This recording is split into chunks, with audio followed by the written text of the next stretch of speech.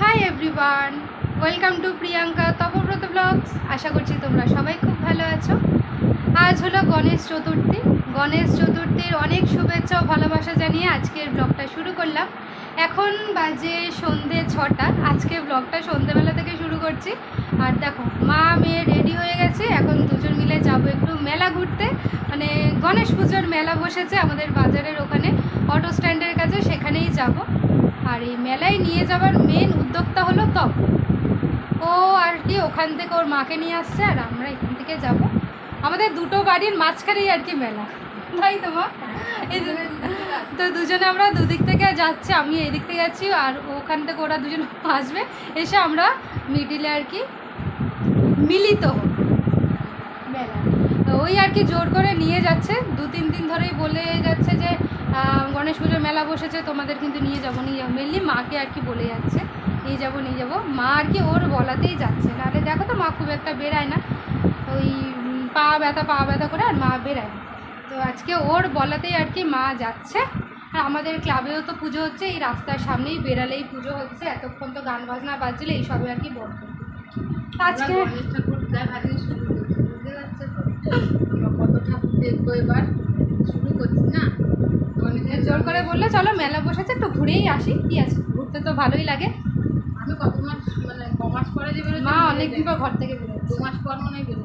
আমাদের সামনেও পুজো হচ্ছে, সকাল থেকে মন্ত্রপাঠ গান, একদম দারুণ লাগছে। মনে হচ্ছে পুজো, মানে পুজো তো অবশ্যই একদম পুজো ফিলিংস চলে এসেছে, একদম চলে এসেছে। চলে গেল আমার মনটা। তোমাদের সাথে আজকে পুজোর ব্লগটাই শেয়ার করব, এই মেলা ঘোরা, এই ছোট করে একটা ব্লগ শেয়ার করব। আশা করছি তোমাদেরও ভালো লাগবে। ভালো লাগলে অবশ্যই কিন্তু লাইক করবে, কমেন্ট করে জানাবে কেমন লাগলো। তোমাদের পরিবারের সাথে, তোমাদের বন্ধুদের সাথে পারলে ব্লগটা শেয়ার করে দিও, যাতে সবার কাছে আমার ভিডিওটা পৌঁছে যায়। আর যারা এখনও চ্যানেলটা সাবস্ক্রাইব করোনি বা প্রথমবার আমার চ্যানেলে এসেছে, যদি তোমাদের ব্লগটা ভালো লাগে তাহলে প্লিজ চ্যানেলটা সাবস্ক্রাইব করে পাশে থেকো। তাহলে আমরা বেরিয়ে পড়ি, তারপরে গিয়ে তোমাদের সাথে মেলাটা শেয়ার করছি। এখান থেকেই তোমরা আমাদের ক্লাবের পুজোর লাইটিং দেখতে পাবে। এই দেখো, একদম বাড়ির সামনেই পুজো হচ্ছে, প্যান্ডেল দেখতে পাচ্ছ, আর এই যে লাইট জ্বলছে, কি দারুণ লাগছে দেখো।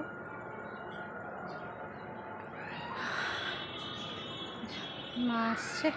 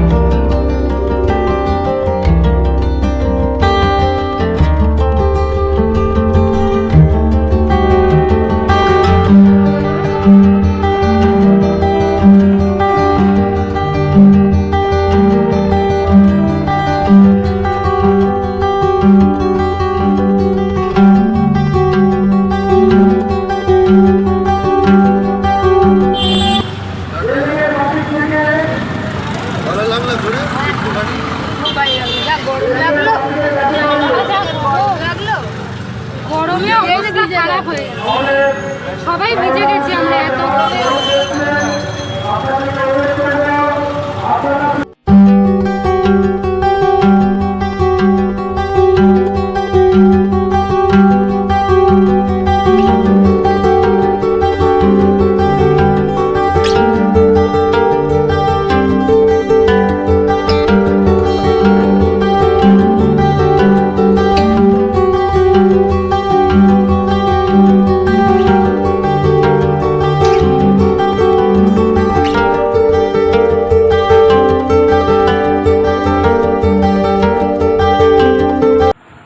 থেকে অনেক যুদ্ধ করে ঘেমে স্নান হয়ে ভিজে ভিড় ঠেলে বাড়ি ফিরলাম।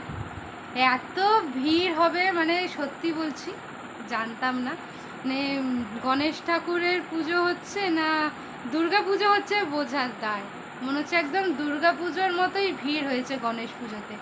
আর ওই মেলার দোকানগুলো বসেছে রাস্তার পাশে, ওখানে না দাঁড়ানো যাচ্ছে না কিছু করা যাচ্ছে, সে আরও খারাপ অবস্থা হয়ে গেছে বেরিয়ে। কি বলো মা? একদম বাবা, যে মায়ের যেন শুয়ে রেস্ট নিচ্ছে। এত ভিড় একটা জায়গায় মানে যে দাঁড়িয়ে কিছু দেখবো সেটাও আর কি আমরা পারিনি, এত ভিড়। আর একদম মানে স্নানের মতো ভিজেছি ঘামে, প্রচন্ড গরম, ঘামতেই গেছে, সত্যি যেন ঘামতেই গেছিলাম, মারাত্মক গরম আজকে। তার উপর ওই ভিড়ে একদম চিড়ে চ্যাপটা হয়ে গেছি। ভালো করে যে একটু ভিডিও করবো তোমাদের সাথে শেয়ার করবো সেসব কিচ্ছু পারিনি, ওই ছোটো ছোটো করে করেছি, কি করেছি তাও জানি না, কি শেয়ার করবো তাও জানি না। আর মেলা থেকে কি কিনেছি বলো তো? কিনেছি পপকর্ন, ভাই পপকর্নটা দে, ওই যে ওই যে ওই যে এই যে এই পপকর্নটা কিনেছি, মা পপকর্ন খেতে ভালোবাসে, আমিও ভালোবাসি। এইগুলো 20 টাকা করে নিয়েছে মেলায়, এমনি সময় কিনি 10 টাকা করে। 20 টাকা পেয়ে দিই, পুজো করে 20 টাকায় পেয়ে দিই, দুর্গা পুজোতে আরও পেয়ে যাবে 25 টাকা 30 টাকা। যেগুলো এমনি সময় 10 টাকা কিনে 20 টাকা দিয়ে কিনেছি। আর কটকটি কিনেছি, যেটা আমরা মেলায় গেলেই কিনবো, মায়ের প্রিয় কটকটি আর চিনির কটকটি। এই যে তপও কিনে দিয়েছে, পপকর্নটাও তপও কিনে দিয়েছে, এই কটকটিটাও তপই কিনে দিয়েছে। এই হলো কেনাকাটা। আর খেয়েছি ওখানে ফুচকা, ওটাই শুধু খেয়ে এসেছি, গরমের মধ্যে কিচ্ছু খেতে ইচ্ছা করছে না। তাও বলছিলাম কেউ ঘুগনি খেলে খেতে, কিন্তু ওই গরমের মধ্যে গরম গরম ঘুগনি খেলে আর দেখতে হতো না, ওই শুধু ফুচকা খেয়েছি আর এই পপকর্নটা আর এই কটকটিটা তখন কিনে দিয়েছে। এই হলো মেলায় ঘোরা, একদম গরমে অবস্থা খারাপ, একদমই আর ভালো লাগছে না, এবার চেঞ্জ করি ফ্রেশ হই। আজকের এই ছোট্ট ভিডিওটা তোমাদের কেমন লাগলো অবশ্যই কিন্তু কমেন্ট করে জানিও। আমি নিজে জানি না কেমন হয়েছে, তোমরা জানিও। তোমাদের সাথে দেখা হবে নেক্সট ভিডিওতে। সবাই ভালো থাকে, সুস্থ থেকো, টাটা, গুড নাইট।